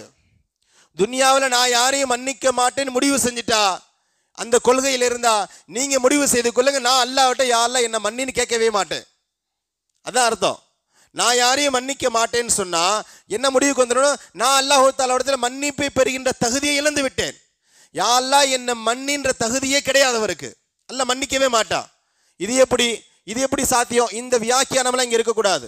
நான் அல்லாஹ் தஆலாவிடத்தில் யா அல்லாஹ் என்ன மன்னின்னு நான் கேட்கணும்னு சொன்னா நான் மன்னிக்கிறவனாக இருக்கணும். நான் மன்னிக்க மாட்டேன் அல்லாஹ் என்ன மன்னிக்கணும்னு சொன்னா அல்லாஹ் இது எப்படி சாத்தியம்? ரசூலுல்லாஹ்வுடைய வார்த்தை பொய்யாகிரும் இல்லையா? மன்னிக்காதவர்களுக்கு மன்னிப்பு வழங்கப்பட மாட்டேன் அது ரசூலுல்லாஹ் சொல்லிட்டாங்க. நம்ம இதில் உறுதியா நான் மன்னிக்க மாட்டேன் அல்லாஹ் என்ன மன்னிக்கணும், இது எப்படி சாத்தியம்? அருமையான சார், அல்லாஹ்விடத்தில் மன்னிப்பை பெற வேண்டும் என்றால் நாம மன்னிச்சு பழகணும். அல்லாஹ் தஆலாவிடத்தில் மன்னிப்பை பெற வேண்டும் என்றால் வரலாற்று செய்தி ஒன்று இருக்கு, நீளமான செய்தி, அவசியத்தை கருதி முக்கியமான சில இடத்துல மட்டும் சொல்லுவேன். ஹிஜ்ரி 6 பனு முஸ்தலக்னு ஒரு போர். ரசூலுல்லாஹ் போர்களுக்கும் பெண்களை அழைத்து கொண்டு செல்கின்ற ஒரு பழக்கம் இருந்துச்சு. ஒரு தடவை அந்த சீட்டு குலுக்கி பார்ப்பாங்க ரசூலுல்லாஹ் யாரை கூட்டிட்டு போறதுன்னு. அன்னைக்கு பேர் ஹஜ்ரத் ஆயிஷா அம்மாவுடைய பேர். நீளமான செய்தி, இதை ஆயிஷா அம்மா தான் அறிவிக்கிறாங்க. என் பேர் ரசூலுல்லாஹ் என்னை போருக்கு கூட்டு போனாங்க. பனு முஸ்தலக் போரில் மிகப்பெரிய வெற்றி, போர் முடிஞ்சு நாங்கள் திரும்ப வந்தோம். அன்னைக்கு பெண்கள் இருக்கிறார்களே, பரதாவுடைய சட்டத்துக்கு பிறகு இறங்கியதுனால ஒரு பல்லக்கு மாதிரி சுற்றி துணி அடைச்சிருக்கும். நீ சினிமாக்கள் ஹீரோயின்களை பார்க்க மாதிரி, ராணி மகாராணிகளை பார்க்க மாதிரி, கதைகளில் படித்த மாதிரி அந்த துணிகளுக்குள்ளே தான் பெண்கள் இருப்பாங்க. அந்த பல்லக்கு தூக்கி அப்படியே அலைக்காத்தி ஒட்டகத்தில் வைப்பாங்க. ஒட்டகம் நடந்து வரும். உள்ளே யார் இருக்கான்னு தெரியாது. ஒருத்தர் இருக்காங்களா, 2 பேர் இருக்காங்களா, ஒல்லியா குண்டா வெள்ளையா கருப்பா அதெல்லாம் தெரியாது. உள்ள ஆள் இருக்கிறது கூட சரியாக தெரியாது. அது மாதிரி ஒரு அமைப்பில் பெண்கள் அழைச்சிட்டு போவாங்க. ஆயிஷாமா அப்படி தான் கூப்பிட்டு போனாங்க. போர் முடிஞ்சு திரும்ப வந்தாங்க. இடையில கொஞ்சம் ஒரு கேம்ப் முகாமிட்டு இருந்தாங்க. யாரும் சுயதேவைக்கு போகிறதாக இருந்தால் போங்கன்னு சொல்லி நான் பாத்ரூம் போகிறதுக்காண்டி போன இடத்துல என்னுடைய மாலை கீழே விழுந்துருச்சு. என்னுடைய தகப்பனார் என்னுடைய கல்யாணத்துக்கு போட்ட மாலை அது. அந்த மாலை கீழே விழுந்துருச்சு. அதை தேடிக்கிட்டே இருந்தேன். நான் வர்றது லேட் ஆகிருச்சு. நான் உள்ளே இருக்கிறேன்னு நினச்சிக்கிட்டு, அன்றைக்கி ரொம்ப ஒல்லிய பெண்கள் ரொம்ப பலகீனமாக இருப்பாங்க. இன்றைக்கி மாதிரி கிடையாது. 90+ மாதிரி அன்றைக்கி கிடையாது இல்லையா? ரொம்ப பலகீனமாக இருக்குது. ஒல்லியாக இருக்கிறனால உள்ள ஆள் இருக்கா இல்லையான்னு தெரில. பனி ஆட்கள் என்ன பண்ணாங்க, தூக்கி ஒட்டகத்தில் வச்சு ஒட்டகம் கிளம்பிடுச்சு. உள்ள ஆயிஷாமா இருக்கிறாங்களா இல்லையான்னு தெரியல. நான் பார்த்தேன், ஆளை காணோம். நான் விளங்கிக்கிட்டேன், நான் இல்லைன்னு அவங்க தெரியல, அதனால் போயிட்டாங்க. சரி, கொஞ்சம் தூரத்துக்கு பிறகு நான் இல்லைன்னு தெரிஞ்ச பிறகு திரும்ப வருவாங்கன்னு சொல்லி அங்கே ஒரு சின்ன மண்டபம் இருந்துச்சு. மண்டபத்திலே படுத்துட்டேன். கொஞ்ச நேரம் கழிச்சு சஃப்வான் ஒரு சஹாபி, அதாவது ரசூலுல்லாஹ்வுடைய போர் அமைப்பு எப்படின்னு சொன்னால், போர் முடிஞ்சு எல்லாமே மதீனாவுக்கு திரும்பிட மாட்டாங்க. ஒரு 4-5 மணி நேரம் ரசூலுல்லாஹ் ஒருத்தர் நிற்க வச்சு எதிரிகள் யாராவது வராங்களாம் பார்த்துட்டு ஏதாவது விடுபட்ட பொருட்கள் ஏதாவது இருந்தால் எடுத்துகிட்டு வர்றதுக்காண்டி ஒருத்தர் நியமிப்பாங்க. அது மாதிரி தாமதமாக வர்றவர் அந்த சஃப்வான் பார்க்கிறார். என்னை பார்த்ததுமே அவர் இன்னா லில்லாஹி வ இன்னா இலைஹி ராஜிஊன் ஓதினார். அதையும் ஆயிஷா காரணம் சொல்கிறாங்க. நான் தான் அவருக்கு எப்படி தெரியும்னா, பர்தாவுடைய ஆயத்தை இறங்குறதுக்கு முன்னாடி அவர் என்ன பார்த்திருந்தார். அந்நிய பெண்ணை பார்க்கக்கூடாது என்பதற்கான ஆதாரம் இது. சும்மா முகத்தை காட்டிட்டு எல்லாம் முன்னாடி வருவோம் என்பது இல்லை. பர்தாவுடைய வசனம் இறங்குறதுக்கு முன்னாடியே அவர் என்னை பார்த்தனால தான் இப்போ என்னை பார்த்ததுமே கண்டுபிடிச்சிட்டார் நான் ஆயிஷாண்டு இன்னா லில்லாஹ் ஓதினார். அவரை பார்த்ததுமே எழுந்து உட்காந்துட்டு அவர் என்கிட்ட ஒரு வார்த்தை பேசல, நான் அவர்கிட்ட ஒரு வார்த்தை கூட பேசலை இல்லையா? என் பக்கத்தில் ஒட்டகத்தை உட்கார வச்சார். நான் ஒட்டகத்தில் ஏறி உட்கார்ந்தேன். அப்படியே நான் பொருணி நிறையா மதீனாவுக்கு வந்தோம். இதுக்குள்ளே என்ன பிரச்சனை ஆச்சுன்னு சொன்னால், ஆயிஷா மிஸ் ஆகிட்டாங்கன்னு சொல்லி ஏதாவது வாய்ப்புகள் கிடைத்து எது கிடைக்காத எதிர்பார்த்துட்டே இருப்பாங்க முனாஃபிக்குகள். உலகத்தில் எல்லா காலங்களையும் இந்த முனாஃபிக்களுடைய ரோல் பெருசாக இருக்கும். ஒரு குடும்பத்தில், ஒரு மஹல்லாவில், ஒரு நாட்டில், எல்லா இடங்களையும் முனாஃபிக்குகளுடைய ரோல் ரொம்ப பெருசு. இவங்க என்ன பரப்ப ஆரம்பிச்சிட்டான்னு சொன்னா, நவுது பில்லாஹி மின்ஹா, ரசூலுல்லாஹ்வுடைய மனைவி ஆயிஷா வழி தவறி போயிட்டாங்க. வழி தவறினா பாதை மாறி போகிறதில்ல, இவர் சஃப்வானோடு சேர்ந்து தவறு செஞ்சுட்டாங்க, விபச்சாரம் பண்ணிட்டாங்க என்பதாக ஒரு மிகப்பெரிய அவதூறு மதினா முழுக்க பரவிடுச்சு. எங்களுக்கு ஒன்றுமே தெரியாது. நான் ரசூல்லாட்ட வந்து பார்த்தேன், ரசூல்லா என்கிட்ட கொஞ்சம் சரியாக பேசலை, எனக்கு காரணம் தெரியல, நான் என்னுடைய அம்மா வீட்டுக்கு போனேன். நீளமான செய்தி, நான் அம்மா வீட்டுக்கு போனேன். போன பிறகு தான் தெரிஞ்சிச்சு நானும் சஃப்வானும் சேர்ந்து தவறு செஞ்சிட்டோம் என்பதாக மதினா முழுக்க பேசப்படுது என்ற இந்த வார்த்தை ஆயிஷாவுக்கு ரொம்ப காயப்படுத்துச்சு. ரொம்ப நாள் அல்லாஹ் தஆலாவோட அழுது துவா செய்கிறாங்க. ஒரு கட்டத்துக்கு பிறகு அழுதா கண்ணில் தண்ணி வரலை. அழுவுறேன் ஆனால் கண்ணில் தண்ணி வரல, கண்ணில் இருக்கக்கூடிய கண்ணீர்லாம் வத்தி போயிடுச்சு. அந்தவுக்கு அல்லாஹ் தஆலாவோட அழுது துவா செய்கிறேன். அல்லாஹ் தஆலா வசனம் இறக்கிறான். சூரா நூருடைய 10 வசனங்கள் அல்லாஹ் தஆலா இறக்கி ஆயிஷாமா பரிசுத்தமானவர்கள் சொல்லி முஸ்லீம்களை கண்டிக்கிறான். இது மாதிரி அவதூறு பரப்பும்பொழுது நீங்கள் எப்படிப்பா பேசலாம்? வெறுவாயில் மெல்றமா நீங்கள் எப்படி மெல்லலாம்? நீங்கள் கண்டிச்சிருக்கணுமா இல்லையா? யார் இந்த அவதூறு முதல்ல கொண்டு வந்தானோ அவனை கண்டிச்சிருக்கணுமா இல்லையா? ஆயிஷா சம்பந்தமாக நீங்கள் எப்படி அங்கங்கே கூட்டமாக பேசலாம்? டீ கடையில் திண்ணையிலே பெஞ்சு போட்டு பேசுகிற மாதிரி அல்லாஹ் கண்டித்து ஒரு 10 வசனம் இறக்குறான். இதில் செய்தி என்னன்னு சொன்னால், இந்த அவதூறு பரப்புனதில் ஒரு முஸ்லீமும் பங்கிட்டு இருந்தார். அவருடைய பேர் மிஸ்தாஹ். இந்த மிஸ்தாஹ் யாருன்னு சொன்னால், அபூபக்கர் சித்திக் ரலியல்லாஹு தஆலா அன்ஹுடைய அக்கா பையன், ஆயிஷா அம்மாவுக்கு சொந்த மாமி பையன். அபூபக்கருடைய மகள் தான் ஆயிஷா அம்மா. அபூபக்கருடைய அக்கா ஒருத்தங்க இருக்கிறாங்க, அந்த அக்காவுக்கு பிறந்தவர் தான் இந்த மிஸ்தாஹ். இந்த மிஸ்தாஹும் இந்த சம்பவத்தில் இந்த அவதூறில் சம்மந்தப்பட்டு இருந்தார். ஹஸரத் அபூபக்கர் சித்திக் ரலியல்லாஹு தஆலா கோபப்பட்டு அல்லாஹ் தஆலா சத்தியம் செஞ்சுட்டாங்க, இனிமேல் மிஸ்தாஹுக்கு நான் உதவி செய்ய மாட்டேன். பொதுவாக இயல்பு தானே, என்னுடைய மகளை பற்றி அவதூறு பேசுகிறவனுக்கு நான் எப்படி உதவி செய்ய முடியும்? ஒரு பக்கம் என்னுடைய மகள் என்று இருந்தாலும், இன்னொரு பக்கம் ரசூலுல்லாஹ்வுடைய மனைவி, நமக்கெல்லாம் உம்மஹாத்துல் முஃமினீன் தாய், அந்த தாயை பற்றி தவறாக பேசிட்டானேன்னு சொல்லி அவருக்கு உதவி செய்ய மாட்டேன்னு சொல்கிறார். என்ன காரணம் சொன்னால், இதுக்கு முன்னாடி வரைக்கும் ஒவ்வொரு மாதமும் அவர்களுக்கான மாத செலவை இவர் தான் கொடுத்து கொண்டு இருந்தார். அபூபக்கர் தான் தன்னுடைய அக்கா பையனுக்கு சிரமப்படுறான்னு சொல்லி உதவிகளை செஞ்சுட்டு இருந்தார். இப்போ இந்த கோபம் இன்னும் இரட்டிப்பாகும். அவனுக்கு நல்லது கெட்டது நான் பார்த்துக்கிட்டு இருக்கேன். அப்படி இருக்கும் பொழுது என்னுடைய மகளை பற்றி அவதூறு பேசியிருக்கிறானே, அவன் தடுக்கிற இடத்துல இருக்கணுமா இல்லையா? என் மாமி மகளை பற்றி என்னப்பா பேசுகிற, ரசூலுல்லாஹ்வுடைய மனைவி பற்றி இப்படி பேசலாமேன்னு கண்டிச்சிருக்கணும். ஆனால் அவர் கண்டிக்கலை, அவரும் சேர்ந்து பேசினாருன்னு சொல்லி அவருக்கு நான் உதவி செய்ய மாட்டேன்னு சொல்கிறார் இல்லையா? இதை பார்த்துட்டு அல்லாஹ் தஆலா வசனம் இறக்கிட்டான். சூரத்து நூறுல 22வது வசனம். சம்பவம்ன்றது சாதாரணமானதல்ல, உங்கள் புரிதலுக்காண்டி இலகுவா சொன்னேன். நம்ம அந்த இடத்துல வச்சு பார்க்கணும். நமக்கு ஒரு மகள் இருந்து நம்மளுடைய மகளை நம்முடைய அண்ணன் பையன் அவதூறு பேசினா, நடத்த கட்டவன் பேசினா நம்ம எந்த அளவுக்கு கோபப்படுவோம்? அவன் உயிரோடவே விட மாட்டோம். ஆனால் அந்த சந்தர்ப்பத்தில் ஹஸரத் அபூபக்கர் என்ன சொல்கிறாங்க, நான் அவருக்கு உதவி செய்ய மாட்டேன்னு அல்லாஹ் தஆலா வசனம் இறக்குகிறான். வலா யாத்தலி உல் ஃபதுலி மின்கும் வஸ்ஸாதி அய்யுத்தா உலுல் குர்பா வல் யதாமா வல் மசாகின் வல் முஹாஜிரின் ஃபீ சபீலில்லாஹ். முஃமின்களில் சில பேர் இருக்காங்க, நான் ஏழைகளுக்கு உதவி செய்ய மாட்டேன்னு சத்தியம் செய்கிறாங்க. அப்படிலாம் சத்தியம் செய்ய வேண்டாம் இல்லையா? அவருடைய சத்தியமும் கிட்டத்தட்ட நியாயமான சத்தியம் தான் அபூபக்கரும், நான் அவனுக்கு உதவி செய்ய மாட்டேன்னு. ஆனால் அல்லாஹ் தஆலா வசனம் இருக்குகிறார், என்ன தெரியுமா? முஃமின்களில் சில பேர் ஏழைகளுக்கு உதவி செய்து கொண்டிருந்தார்கள், திடீர்னு நான் உதவி செய்ய மாட்டேன்னு சத்தியம் பண்ணுறாங்க. அப்படிலாம் சத்தியம் செய்ய வேண்டாம். அடுத்து அல்லாஹ் சொல்கிறான், வலியாஃபு, மனிதர்கள் தானே, போனா போகட்டும், மன்னிச்சு பழகட்டும். வலியஸ்ஃபஹு, அதை பெருசுபடுத்த வேண்டாம். சாதாரணமான குற்றம் இல்லை இங்கே. என் மகளை பற்றி நடத்த கட்டவன் ஒருத்தன் சொல்லியிருக்கிறான். அவன் அல்லாஹ் என்ன பார்த்து சொல்கிறான், மனிதர்கள் தானப்பா, சரி பரவாயில்லப்பா, மன்னிச்சு பழகட்டும்பான்னு சொல்லிட்டு அல்லாஹ் அடுத்து சொல்கிறான், அலா துஹிப்பூன் ஐயஃபிரல்லாஹு லக்கும். அல்லாஹ் இங்கே நமக்கு சொல்கிற வார்த்தை, அல்லாஹ் உங்களை மன்னிக்கணும் நீங்கள் விரும்பலையா? அல்லாஹ் என்ன கேட்குறான், மன்னின்னு சொல்லிட்டு அடுத்த வார்த்தை சொல்றான், அல்லாஹ் உங்களை மன்னிக்கணும் நீ விரும்புறீல, அப்போ அல்லாஹ் உன்னை மன்னிக்க வேண்டும் என்று நீ விரும்பினால் நீ மன்னிச்சு பழகு. அந்த வசனத்துடைய பொருள் அதுதான், நேரடி அர்த்தம். அல்லாஹ் உன்னை மன்னிக்கணும். நம்ம சொல்றோம் இல்லையா, நான் என்னிடத்துல சில தவறுகள் நடந்தால் மன்னிச்சு பழகணும், மனிதர்கள் தானேண்டு. அது மாதிரி உம்மை சுற்றி தவறுகள் நடக்கும் பொழுது நீ மன்னிச்சு பழகு. அலா துஹிப்பூன் ஐயஃபிரல்லாஹு லக்கும். அல்லாஹ் உன்னை மன்னிக்கணும் நீ விரும்பலையா? உனக்கு ஆசை இருக்குல்ல, தவறுகள் இருக்கு இல்லையா? தொழுகையில் கொஞ்சம் பேணுதல் இல்லாமல் இருப்போம், வியாபாரத்தில் பேணுதல் இல்லாமல், குடும்பத்தில் தொழில் துறையில் சில நேரங்களில் சில பிரச்சனைகள் வருதா இல்லையா? இதை அல்லாஹ் மன்னிக்கணும் நீ நினச்சா ஒன்னிடத்துல நிகழ்கிற தவறை நீ மன்னிச்சு பழகு. ஒரு எடுத்ததுமே சாப்பிட்டு சொல்லிட்டே இருக்கக்கூடாது, என்கிட்ட எல்லாமே பர்ஃபெக்டாக இருக்கணும், நான் எல்லாத்துக்கும் பனிஷ்மெண்ட் தான் கொடுப்பேன், யாருக்கும் எக்ஸ்கியூஸே கிடையாது, நீ இருந்தனா அல்லாஹ் அதே முடிவுக்கு வந்துடுவான். அல்லாஹ் உம்மை மன்னிக்க வேண்டும் என்று விரும்பினால் நீ மன்னித்து பழகு என்பதாக அல்லாஹ் தஆலா வசனம் இறக்குகிறான். உடனே சத்தியத்தை வாபஸ் வாங்குறாங்க. ஹஜ்ரத் அபூபக்கர் சித்திக் ரலியல்லாஹு தஆலா அன்ஹு வலமையா என்ன உதவிகளை இந்த மிஸ்தஹ் செய்து கொண்டிருந்தாரோ அந்த உதவி 2 மடங்கு ஆக்கினார்கள். உதாரணமாக மாதம் 3000 ரூபா கொடுத்துருந்தார்னு சொன்னால் இந்த சம்பவத்துக்கு பிறகு அல்லாஹ் என்னை மன்னிக்கணும்னு சொல்லி 3000ஐ 6000 ஆக்கினார்கள் என்பதாக இந்த வரலாற்று செய்தியில் நம்ம பார்க்கிறோம். கண்ணியமான சகோதர பெருமக்களே, அந்த அடிப்படையில் நம்ம முன்னாடி சொன்ன மாதிரி சொர்க்கம் வேண்டுமென்றாலும் நம்ம மன்னிச்சு பழகணும். அல்லாஹ் என்னை மன்னிக்க வேண்டும் என்றாலும் நம்ம மன்னிச்சு பழகணும். இல்லை என்னிடத்துல தவறு நிகழ்ந்துருச்சுன்னு யாராவது மன்னிப்பு கேட்டு மன்னிக்க மாட்டேன்னு சொன்னால் அவரை விட மோசமானவர் யாரும் கிடையாது. நான் திரும்பவும் சொல்கிறேன், மன்னிக்க மாட்டேன் என்று சொல்வது பெருமைக்குரிய விஷயம் இல்லை, அது இழிவிற்குரிய விஷயம். நான் பர்ஃபெக்ட்டுங்க, நான் அவ்வளோ சீக்கிரம் மன்னிக்க மாட்டேன், அவன் தீதாரை நான் முழிக்க மாட்டேன், ஏன் தீதார் அவன் முழிக்கக்கூடாது, அவன் ஜனாசால நான் கலந்து கொள்ள மாட்டேன், ஏன் ஜனாசால அவன் கலந்து கொள்ளக்கூடாது. இந்த வார்த்தையெல்லாம் இப்லீஸுடைய வார்த்தை. அல்லாஹ் பாதுகாக்கணும். அவரை விட அல்லாஹ் தஆலா ஆக மோசமானவன் யாரும் கிடையாது. ஒரு 2 ஹதீஸோடு நான் முடித்துக்கொள்வேன். பெருமானார் சொல்கிறார்கள், பைஹகி ஷரீஃபுடைய 8338வது ஹதீஸ், ஜாபிர் ரலியல்லாஹு தஆலா அறிவிக்கிறாங்க, மனி ததர இலைஹி அஹூஹு ஃபலம் யக்பல் உதரஹு. ஒரு இடத்துல தவறு நிகழ்ந்து சகோதரர் சொல்கிறாரு, எப்பா நான் தெரியாமல் பண்ணிட்டேன், என்னை மன்னிச்சிருப்பா அப்படின்னு அவருடைய தங்கடத்தை சொல்லி ஃபலம் யக்பல் அவரை மன்னிக்கவில்லை என்றால் ஃபலைஹி மிஸ்லு இஸ்மி சாஹிபில் மக்சி, அவர் என்ன பாவத்தை செய்தாரோ அந்த பாவத்துடைய தண்டனை இவருக்கு கிடைக்கும். எனக்கு ஒருத்தன் துரோகம் பண்ணிட்டான், என் கூட இருந்தவன் என்னுடைய சகோதரனாகவே இருக்கட்டும், என் கூட பிறந்த தம்பி எனக்கு துரோகம் பண்ணிட்டான். ஒரு கட்டத்துக்கு பிறகு விளங்கி என் இடத்துல வரான், நானே தெரியாமல் தப்பு பண்ணிட்டேனே, என்னை மன்னிச்சிருண்டு, அதனால இல்லப்பா உனக்கு மன்னிப்பே கிடையாதுன்னு நான் சொன்னேனே.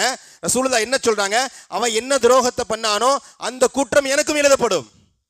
அவன் மன்னிப்பு கேட்காத வரைக்கும் பிரச்சனை இல்லை, எப்போ மன்னிப்பு கேட்டானோ நான் மன்னிச்சு ஆகணும். அதெல்லாம் உனக்கு மன்னிப்பே கிடையாதுன்னு சொன்னால் அந்த தண்டனை எனக்கும் உண்டு. இது துன்யாவில் மட்டுமல்ல, மறுமையில் இன்னும் கடுமையாக ரசூலுல்லாஹ் பேசுகிறாங்க. தபரானி ஷெரீஃபுடைய 1029வது ஹதீஸ், அதே ஜாபிர் ரலியல்லாஹு தஆலா அறிவிக்கிறாங்க, நீளமான ஹதீஸ், சுருக்கமாக பர்ரு அவுலாதக்கும் தபர்ரு அபுனாக்கும், உங்களுடைய அத்தா அம்மாட்ட கண்ணியமாக நடந்து கொள்ளுங்க, உங்கள் பிள்ளைங்க உங்களோட இடத்துல கண்ணியமாக நடப்பாங்க. பர்ருன்னு சொன்னால் உன்னுடைய தாய் தகப்பன் இடத்துல நீ மரியாதையாக நடந்துக்கோ, உன் பிள்ளை உன்னிடத்துல மரியாதையாக நடந்துக்கோ. உன் தாய் தகப்பன் இடத்துல நீ கண்ணியமாக நடந்துக்கோ, உன்னுடைய வயோதிக காலத்தில் உன் பிள்ளை உன்னிடத்துல உன்னிடத்துல கண்ணியமாக நடந்துக்கோ அப்படின்னு அல்லாஹ் ரசூலுல்லாஹ் சொல்கிறாங்க. சொல்லிகிட்டே வரும்பொழுது ரசூலுல்லாஹ் சொல்கிறாங்க, மனின் துசீல இலைஹி, யார் ஒரு இடத்துல தவறு நிகழ்ந்து அந்த தவறு நிகழ்ந்துருச்சு என்னை மன்னிப்பான்னு ஒரு சகோதரர் கேட்டு ஃபலம் யக்பல் அவர் மன்னிக்கவில்லை என்றால் லம் எரித் அல் ஹவுத் யவுல் கியாமா, நாளை மறுமை நாளிலே கௌசர் என்ற தடாகத்தில் நான் நிற்பேன் இல்லையா, அப்போ அவர் என்கிட்ட வர முடியாதுன்னு சொல்கிறாங்க ரசூலுல்லாஹ். இல்லையா, கௌசர் என்ற தடாகம், நீர் தடாகம் ரசூலுல்லாஹ்க்கு மட்டும் தான் வழங்கப்பட்டிருக்கு. நம்மளாம் ரசூலுல்லாஹ்ட்ட போகும்போது ரசூல் அந்த ஹவுதிலிருந்து தண்ணீர் எடுத்து கொடுப்பாங்க. ரசூலுல்லாஹ் சொல்றாங்க, துன்யாவில் உன் சகோதரன் உன்னிடத்துல மன்னிப்பு கேட்டு நீ மன்னிக்கலன்னு சொன்னா ஒன்றும் பிரச்சனை இல்லை, நாளைக்கு நான் தண்ணி கொடுப்பேன் இல்லையா, அங்கே நீ வர முடியாது, உனக்கு அந்த கௌசல உனக்கு இடம் கிடையாது என்பதாக ரசூலுல்லாஹ் எச்சரிக்கிறார்கள். கண்ணியமான சகோதர பெருமக்களே, அதனால மன்னிக்கிறது என்பது நபிமார்களுடைய பண்பு. மன்னித்து பழகுவோம், சொர்க்கத்திற்குரிய தகுதியானவர்களாகவும் மன்னித்து பழகுவோம், அல்லாஹுடைய மன்னிப்பை பெற முடியும். மன்னிக்கக்கூடிய இடத்துல இருந்து நம்ம மன்னிக்கவில்லை என்றால் நம்மை விட குற்றவாளி யாரும் கிடையாது. ஒரு இஸ்ராயலி ரிவாயத் என்று சொல்வார்கள், முந்தைய சமுதாயத்தில் வாழ்ந்த நபிமார்கள் அந்த சுஹூஃபில் உண்டான ஒரு வரலாற்று செய்தி எழுதுகிறார்கள். நமக்கு அதிகமாக கேள்விப்பட்டிருப்போம். இப்லீஸ் ஒரு தடவை ஃபிரோனுடைய கதவுக்கு போனான். ஃபிரோனுடைய கதவை தட்டுறான். ஃபிரோன் கேட்க மன்ஃபில் பாப், யார்ப்பா வெளியில் நிற்கிறது, யார் கதவை தட்டுறதுன்னு. இப்லீஸ் கேட்கிறான், அத்ததில் உதோஹியத்தை வலம் தாரிஃப் மனில் பாப், எப்பா நீ கடவுள்னு சொல்கிற, நான் தான் ஆனால் ரப்புக்கும் லாலான்னு சொல்கிறேன், கடவுள்னு சொல்கிற உனக்கு கதவுக்கு பின்னாடி இருக்கிறது யாருன்னு தெரியலையான்னு இப்லீஸ் கேட்டான். இப்லீஸ் ஃபிரோன் புரிஞ்சுக்கிட்டா வந்தது சாதாரணமான ஆள் கிடையாது, நம்மளை ஒருத்தர் எதிர்த்து பேசுகிறாங்க, நம்ம நாட்டு கிடையாது சொல்லிட்டான். இப்லீஸ் ஃபிரோன் புரிஞ்சுக்கிட்டான். அல் மலூன் உதுகுலில் மலூன், சபிக்கப்பட்டவனை உள்ளவான்னு சொன்னான். இப்லீஸ் உள்ள போயினான். பொதுவாக அன்றைக்கி நண்பர்களாக இருப்பாங்க, ரொம்ப நெருக்கமான நண்பர்கள், அடிக்கடி சந்திக்கிற மாதிரி இப்லீஸ் ஃபிரோன் அதிகமாக சந்தித்திருப்பார்கள் நினைக்கிறேன். நிறைய வரலாற்று செய்திகள் இவங்க 2 பேரும் பேசின வரலாறுகள் இருக்குது. இவங்க 2 பேரும் என்னவெல்லாம் பேசினா நிறைய இருக்குது. அதில் ஒரு செய்தி, இவங்க 2 பேரும் பேசிக்கொண்டு இருக்கும் பொழுது இப்லீஸ் ஃபிரோன்ட்ட கேட்குறான், பா நீயும் மோசமானவன், நானும் மோசமானவன், நீயும் அது உள்ள அல்லாஹ்வுடைய மிகப்பெரிய விரோதி, நானும் அல்லாஹ்வுடைய மிகப்பெரிய விரோதி, நான் ஒரு கேள்வி கேட்கிறேன்னு சொல்லிட்டு இப்லீஸ் கேட்குறான், ஹல் அலா வஜிஹில் அரலி மனுஹு அஷர்ரு மின்னி வமின்க, உன்னையும் என்னை விட உலகத்தில் ஆக மோசமானவன் யாராவது இருக்கிறானா?